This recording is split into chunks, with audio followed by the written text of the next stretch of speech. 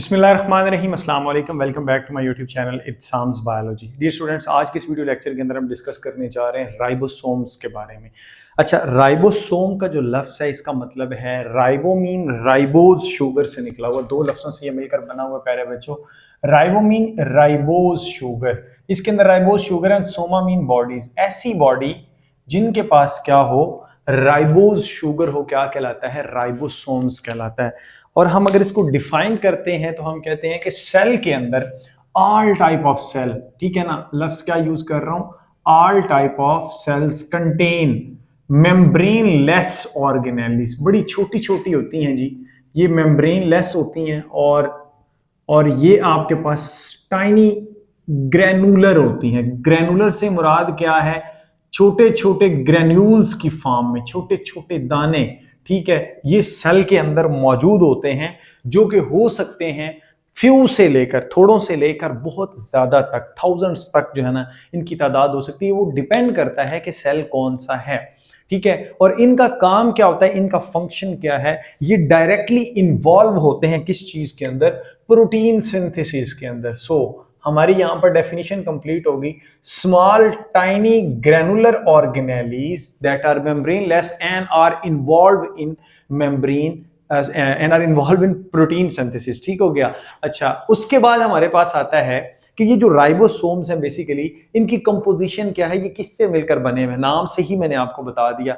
Ribosomes जो हैं, इनमें आपके पास राइबोसोमल आरएनए मौजूद होता है 60% और इसमें प्रोटीन मौजूद होती है अबाउट 40%।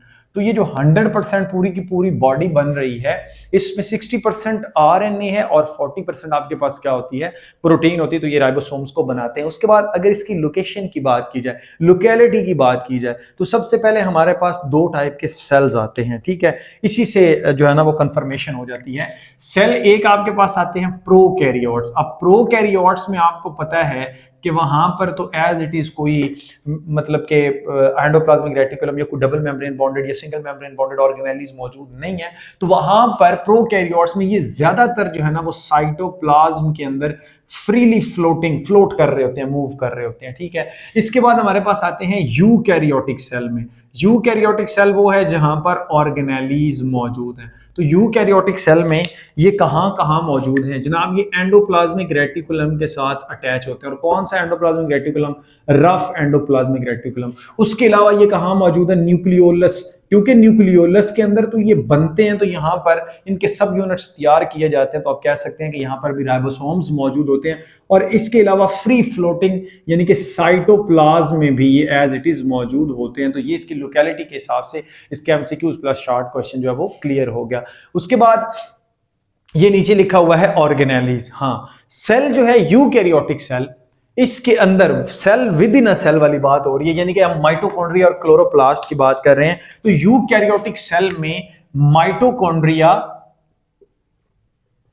और उसके साथ साथ क्लोरोप्लास्ट, ये दो ऐसी ऑर्गेनेलिज हैं जिनके अंदर क्या पाए जाते हैं, राइबोसोम्स पाए जाते हैं प्यारे स्टूडेंट्स।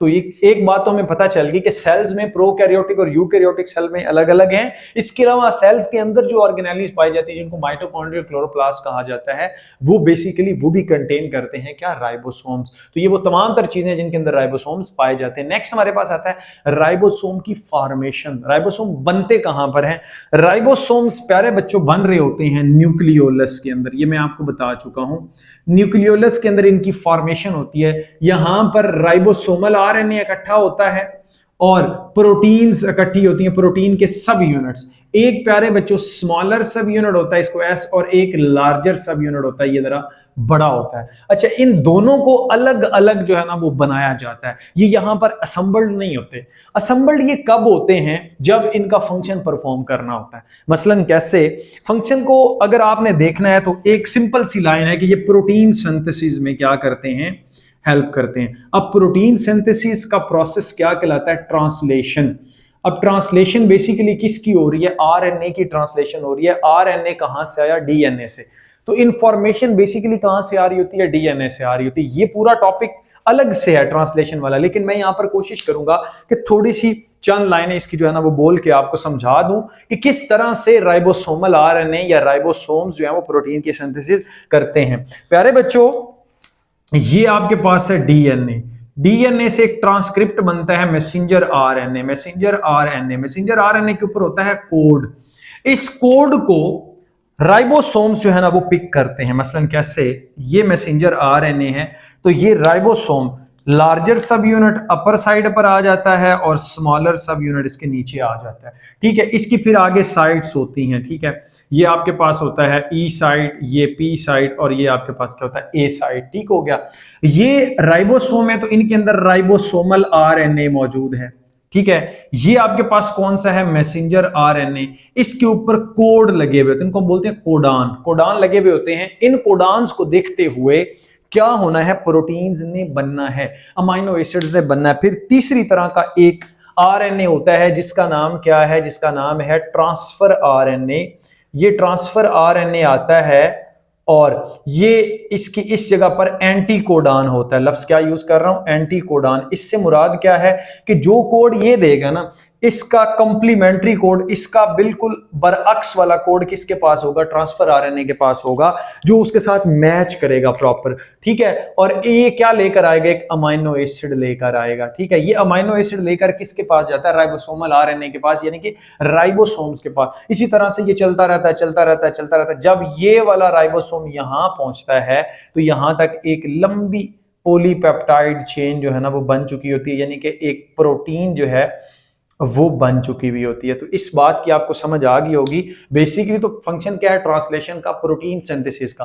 प्रोटीन सिंथेसिस में तीनों आरएनए काम करते हैं, राइबोसोमल आरएनए, मैसेंजर आरएनए और ट्रांसफर आरएनए। काम क्या है, राइबोसोमल आरएनए मशीनरी का काम करता है कि प्रोटीन बनाएगा। Messenger RNA proper information, proper message, proper code लेकर आता है कि भाई ये वाली प्रोटीन बनानी है। ठीक है, इसी तरह से ट्रांसफर आरएनए क्या करता है, इसके कोड को देखते हुए उस तरह के सेल के अंदर से अमाइनो एसिड को क्या करता है, पिक करता है और ला के किसको देता है, राइबोसोम को, ताकि राइबोसोम उसको क्या कर दे, जोड़ दे। अब मैं आपको सादा अल्फाज में समझाऊं तो ये क्या है जनाब जी, ये घर की फाउंडेशन है जिसको हम एरे बोलते हैं, नीचे जो मकानों के होते हैं। ये मिस्त्री साहब है, मिस्त्री आपके पास कौन सा है, ये राइबोसोम। ये मजदूर है, ये मजदूर क्या करता है, ईंटें पकड़ पकड़ कर ला रहा है। ये ईंटें क्या है, अमाइनो एसिड मिस्त्री को देता है और मिस्त्री एज इट इज उसके ऊपर जो है ना वो लगाता जाता है। तो ये मेरे ख्याल में अब आपको समझ आ गई होगी कि इस तरह से एक प्रोटीन की फॉर्मेशन होती है और इसकी फॉर्मेशन में मेन रोल किसका होता है प्यारे बच्चों, आपके पास होता है जनाब इसका राइबोसोम्स का। अच्छा, अब राइबोसोम्स के मैं बार बार जिक्र कर रहा हूं, दो सब यूनिट्स होते हैं, एक होता है स्मॉलर सब यूनिट्स और एक होता है लार्जर सब यूनिट।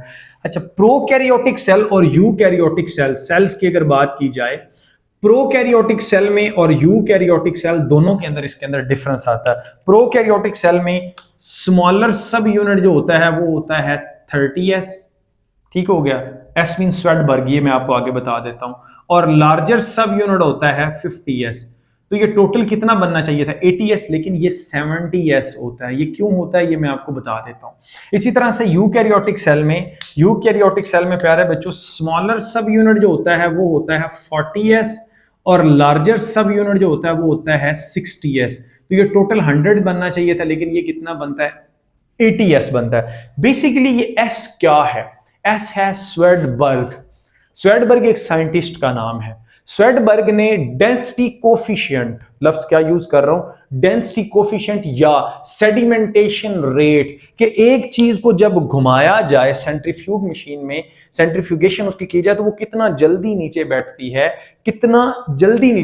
है, इस बेस पर उसने एक यूनिट निकाली, उसका नाम उसने क्या रख दिया, दैट इज स्वेडबर्ग। ठीक हो गया, अपने नाम से ही। ये बेसिकली क्या है, डेंसिटी से रिलेटेड है। अब डेंसिटी किस पे डिपेंड करती है, density mass per unit volume पे क्या कर रही है प्यारे बच्चों, डिपेंड कर रही है। अब यहां पर बुक के अंदर अलग से एक पैराग्राफ दिया गया है कि ये 30s और 50s ये इनका मॉलिक्यूलर वेट है। स्मॉलर का कितना है, 30s फॉर एग्जांपल आप कह सकते हैं, जो इसकी सेडिमेंटेशन रेट है, फॉर एग्जांपल इसका मॉलिक्यूलर वेट है 30, एग्जांपल दे रहा हूं मैं आपको। इसका कितना है जी 50, अब ऐड करेंगे तो 80s होगा। तो आंसर है नो।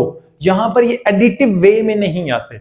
एडिटिव वे से क्या मुराद है, ये बेसिकली डिपेंड कर होते हैं वॉल्यूम पर भी, मैस पर यूनिट वॉल्यूम। ये किसके बराबर कहलाता है, डेंसिटी के बराबर। तो डेंसिटी कोफिशिएंट के ऊपर जो है ना ये डिपेंड कर रही होती हैं दोनों चीजें।